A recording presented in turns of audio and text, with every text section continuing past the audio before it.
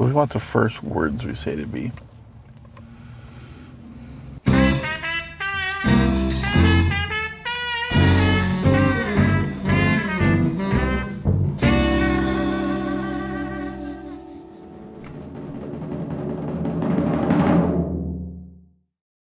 Hello, you join us in the comfiest place on earth, the interior of a Jaguar.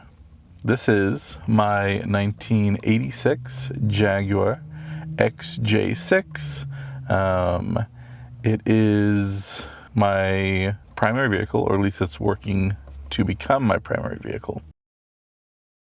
It is extremely fun to drive. It's extremely comfortable. I got it to become my daily driver. When I got it, my primary vehicle was a early 2000s Mini Cooper S, and I'd been driving that for a number of years. But I had a longer commute, and I've always loved old vehicles. My first vehicle was a World War II Willys Jeep, an MB, that I restored when I was in high school. And always have just absolutely loved old vehicles, working on old vehicles, and I really wanted an older car. At the same time, I kind of wanted a car. I had a longer commute to work.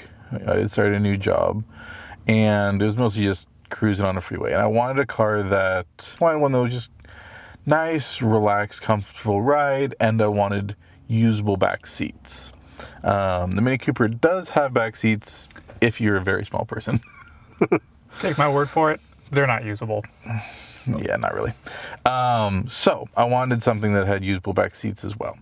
And so the first thing that came to my mind was, 1980s Mercedes, like 300Ds, ones like that. I'm like, okay, well, they're, renowned for their reliability. They're pretty cool cars. So I started there. So I started researching them and, looking at Marketplace, and none of the models were just really calling to me. Like they're nice, there's nothing wrong with them, but it just wasn't really doing it for me. And as I'm scrolling through these Facebook listings of 300Ds and such from the 80s, I keep seeing this listing pop up in my search: a beautiful black tan interior 1986 Jag XJ6. And just the first time I saw it, I'm all like, oh, that thing is beautiful. It's just the lines and just the styling, the class. I'm all like, oh, that's amazing. I'm like, but as we all know, Jags are horribly unreliable. So I'm like, no, I can't do that. I need this car to be reliable to get me to work regularly. I can't get a Jag. So I'd click off it and keep scrolling through my Mercedes. Well, about probably the third or fourth time this Jag popped up in my search results, and I clicked on it because I had to click on it because it was so good looking. I'm like, all right, fine. So I hopped on Google, and I'm Googling, okay, what's the engine like in these cars? How reliable? And, good old AI results on Google is all like, this engine's renowned for its robustness and reliability. And I'm like, oh, really? So I did some more research, and I found out that they're actually pretty reliable cars for the most part. For the most part. Don't worry about it. So I'm all like, okay. This could be interesting. So I started doing more looking into it then, and discovered that I thoroughly was in love with these cars. So I was gonna go look at one in Southern California, and luckily the night before, I got a call back from a person I had reached out to about one that was a lot closer that I really liked. It was actually the first person I messaged, but she said it hadn't gone back to me. And they called me. They gave me a really good offer, because they wanted to sell it. So I went and looked at it, and it was beautiful. Fell in love with it. It was an older lady that owned it, and she really wanted to sell it to me. It had been her late husband's. So I bought it, and buying a vehicle like this just really reminded me how much I absolutely adored older vehicles. They're so much fun to drive. I love working on them.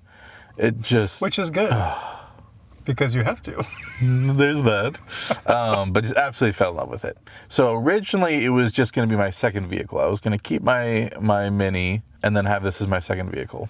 But the problem is it just kind of ruined me. It stirred something deep inside. Yes. Just having this, the Mini just didn't feel the same to drive anymore. So I'm just like, So I was only driving this. When they were both running, I would never drive my Mini unless if I absolutely had to. So I decided that I was going to set out on a rather... Ill-advised? Yeah, that's probably a good way to word it. Adventure of only driving older cars. And I drive a lot. A whole lot of miles. So here we are. Now, about the same time, shortly after I got this and I'm working on it, I'm doing all these projects with it and all. Andy had the idea. He's like, well, why don't we start filming this stuff? You're doing all of you know, all of us, we're doing all these between me, Andy, and the dad, Jensen. We do all these crazy projects. Like, why don't we start filming them? I'm like... We kicked around the idea before of filming some of the things that we do. And this car and all the projects that it was going to present, we figured was just the perfect opportunity to get started with it. Yeah, so we decided to give it a shot. So you'll see a wide variety of different projects on this channel. They'll be far from just automotive projects. There'll be lots of different things, from electronics to machining to leatherworking, all types of stuff.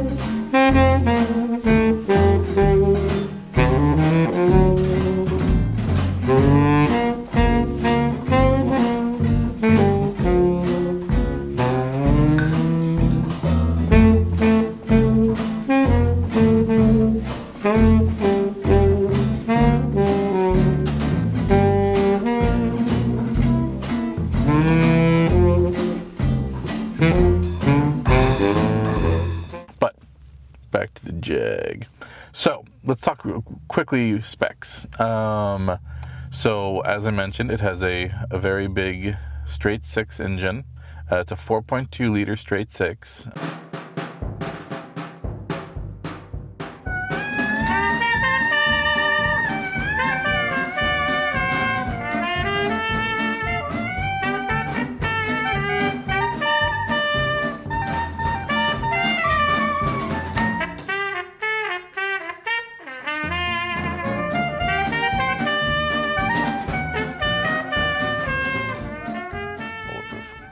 So that's the engine in it. Like I said, it's fuel injected. It has a Borg-Warner 3-speed automatic.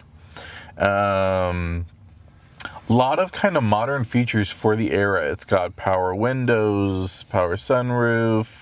It's got automatic locks. It's got automatic locks.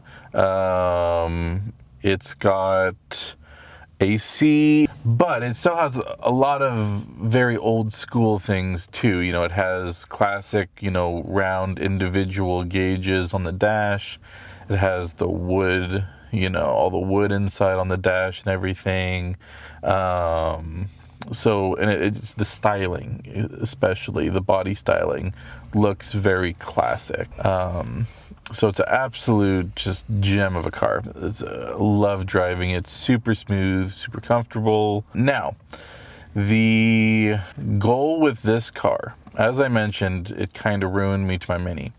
So I decided that the Mini's going to go away. So here very shortly, the Mini will be gone, and this will be for a while my only functional car. As I mentioned, I drive a lot. So I need to get this car to where it's reliable enough and consistent enough to be my daily driver, where I put a lot of miles on it. I need to be able to take it anywhere I need to go for the foreseeable future here, and it needs to not die on me. That's the goal, for it to be my main commuter car is going to be this. And for a while, it's going to be my only car. So, got to get it up to snuff. There's a number of things that need to be done to it to get to that level. I bought it in running condition. You know, I drove it home, no problem, after buying it. Tires were a little old. A lot of just, again, it's a 40-year-old car. There's plenty of things that need to be done to it. So I got a list of those things to go through on this to get it, you know, really to a point where I'm comfortable with it being my only working vehicle. Because you have put quite a few miles on it. In fact, Yes. preview for what is to come. This thing, we live in Northern California, and we did a one-day round trip, road trip, all the way down to LA and back, which was about 16 hours of driving in one day. In this. And ran like a champ. It was a good drive. Yeah. However, you may be able to tell from the background that we are currently stationary. You're also going to see there's a reason for that as well. I don't want to talk about it. But yeah, so there's lots more to come on the Jag. There's lots more to come with other things, maybe some other vehicles that this inspired, both with me and maybe with someone else too. So you'll see more of that coming up very soon, as well as, like I said, a variety of other projects that aren't vehicle related. So stay tuned, and we'll have lots more for you coming up in the near future.